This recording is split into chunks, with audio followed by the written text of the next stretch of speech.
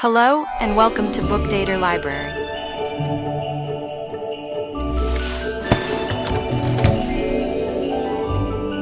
The Romance of a Christmas Card.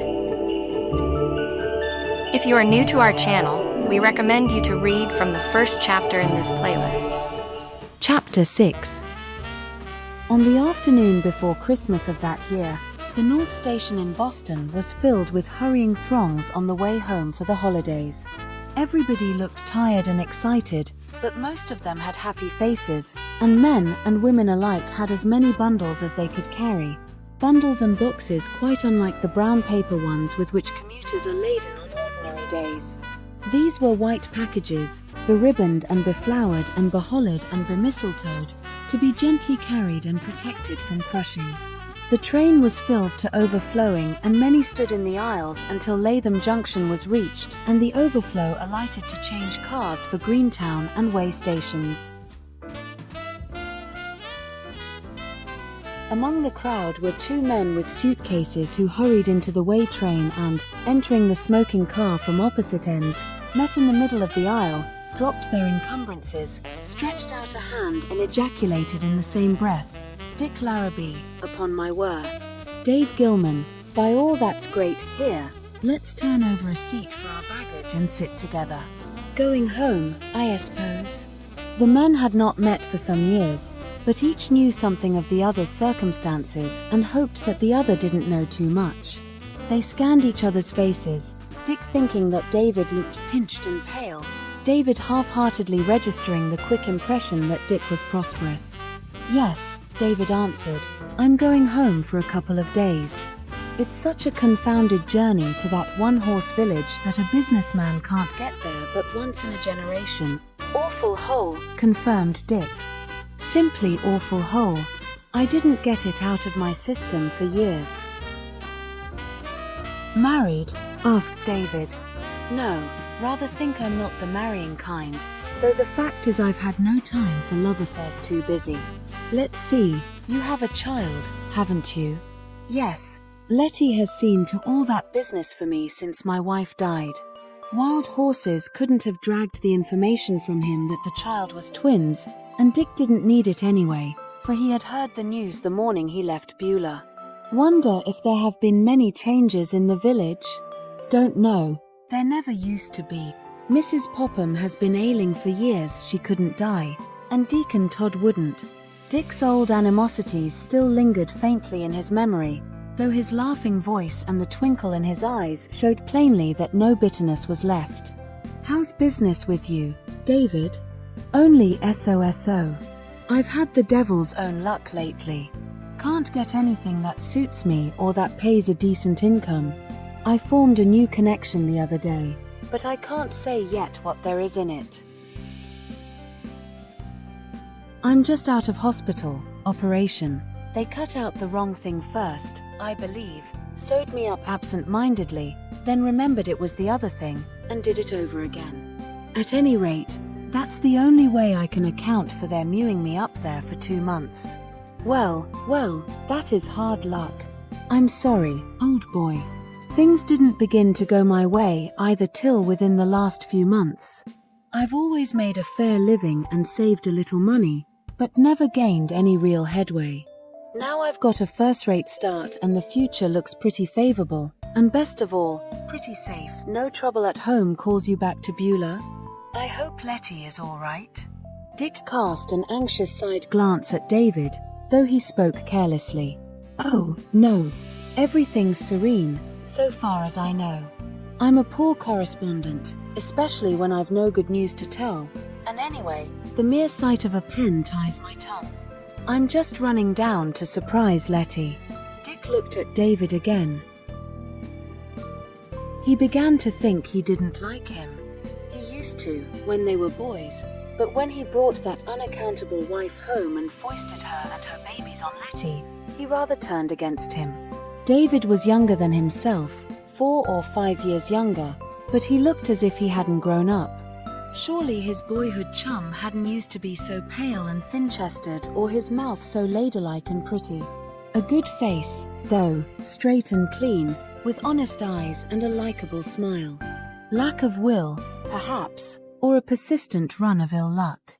Letty had always kept him stiffened up in the old days. Dick recalled one of his father's phrases to the effect that Dave Gilman would spin on a very small biscuit, and wondered if it was still true. "And you, Dick? Your father's still living? You see, I haven't kept up with Beulah lately." Keeping up with Beulah. It sounds like the title of a novel, but the hero would have to be a snail or he'd pass Beulah in the first chapter. Yes, father's hale and hearty, I believe. "You come home every Christmas, I suppose?" inquired David. "No, as a matter of fact, this is my first visit since I left for good." "That's about my case." And David hung his head a little, unconsciously. "That's so. Well, I was a hot-headed fool when I said goodbye to Beulah, and it's taken me all this time to cool off and make up my mind to apologize to the dad. There's rather a queer coincidence about my visit just at this time." "Speaking of coincidences," said David, "I can beat yours, whatever it is. If the thought of your father brought you back, my mother drew me this way." And he took something from his inside coat pocket. "Do you see that?" Dick regarded the object blankly, then with a quick gesture dived into his pocket and brought forth another of the same general character. "How about this?" he asked. Each had one of Reba Larrabee's Christmas cards, but David had the first unsuccessful one and Dick the popular one with the lonely little grey house and the verse about the folks back home. The men looked at each other in astonishment and Dick gave a low whistle. Then they bent over the cards together. "It was Mother's picture that pulled me back to Beulah. I don't mind telling you," said David, his mouth twitching. "Don't you see it?" "Oh, is that your mother?" And Dick scanned the card closely. "Don't you remember her portrait that always hung there after she died?" "Yes, of course." And Dick's tone was apologetic. "You see, the face is so small I didn't notice it, but I recognize it now and remember the portrait." "Then the old sitting room," exclaimed David. "Look at the rag carpet and the blessed old andirons. Gracious, I've crawled round those Hessian soldiers, burned my fingers and cracked my skull on 'em, often enough when I was a kid. When I'd studied the card 5 minutes, I bought a ticket and started for home." David's eyes were suffused and his lip trembled. "I don't wonder," said Dick. "I recognize the dear old room right enough, and of course I should know Letty. It didn't occur to me that it..." "Some time," said her brother. "There's just the glimpse of a face shown, and no real likeness." "Perhaps not," agreed Dick. "A stranger wouldn't have known it for Letty, but if it had been only that cape I should have guessed. It's as familiar as Mrs. Popham's bugle bonnet, and much prettier. She wore it every winter, skating, you know, and it's just the color of her hair." "Letty has a good-shaped head," said David judicially. "It shows, even in the card." "And a remarkable ear," added Dick, "so small and so close to her head." "I never notice people's ears," confessed David. "Don't you?" "I do. And eyelashes, too. Mother's got Letty's eyelashes down fine. She's changed. Dave, Letty has. That hurts me. She was always so gay and chirpy. In this picture she has a sad, faraway, listening look, but Mother may have put that in just to make it interesting. Or perhaps I've had something to do with the change of expression," thought David. "What attracted me first," he added, "was your mother's verses. She always had a knack of being pious without cramming piety down your throat. I liked that open door. It meant welcome, no matter how little you deserved it." "Where'd you get your card, Dave?" asked Dick. "It's prettier than mine. A nurse brought it to me in the hospital just because she took a fancy to it. She didn't know it would mean anything to me, but it did a relapse." And David laughed shamefacedly. "She'll confine herself to beef tea after this. Where'd you get yours?" "Picked it up on a dentist's mantelpiece when I was waiting for an appointment. I was traveling round the room, hands in my pockets, when suddenly I saw this card standing up against an hourglass. The color caught me. I took it to the window, and at first I was puzzled. It certainly was Letty's house. The door's open, you see, and there's somebody in the window. I knew it was Letty, but how could any card publisher have found the way to Beulah? Then I discovered Mother's initials snarled up in holly, and remembered that she was always painting and illuminating. Queer job, life is, said David, putting his card back in his pocket and wishing there were a little more time, or that he had a little more courage, so that he might confide in Dick Larrabee. He felt a desire to tell him some of the wretchedness he had lived through. Would be a comfort just to hint that his unhappiness had made him a coward, so that the very responsibilities that serve as a spur to some men had left him until now cold, unstirred, unvitalized. You're right, Dick answered. Life is a queer job, and it doesn't do to shirk it. And just as queer as anything in life is the way that Mother's Christmas cards brought us back to Beulah. They acted as a sort of magic, didn't they? Jiminy, I believe the next station is Beulah. I hope the depot team will be hitched up.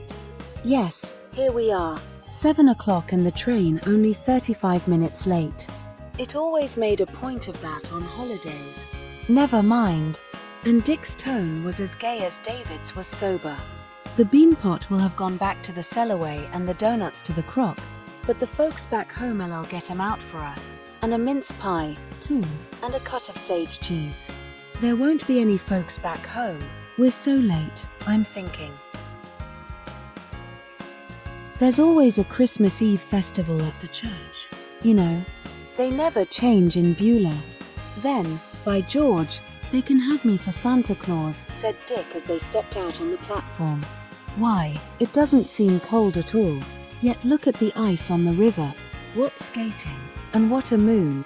My blood's up, and if I find the parsonage closed, I'll follow on to the church and make my peace with the members. There's a kind of spell on me.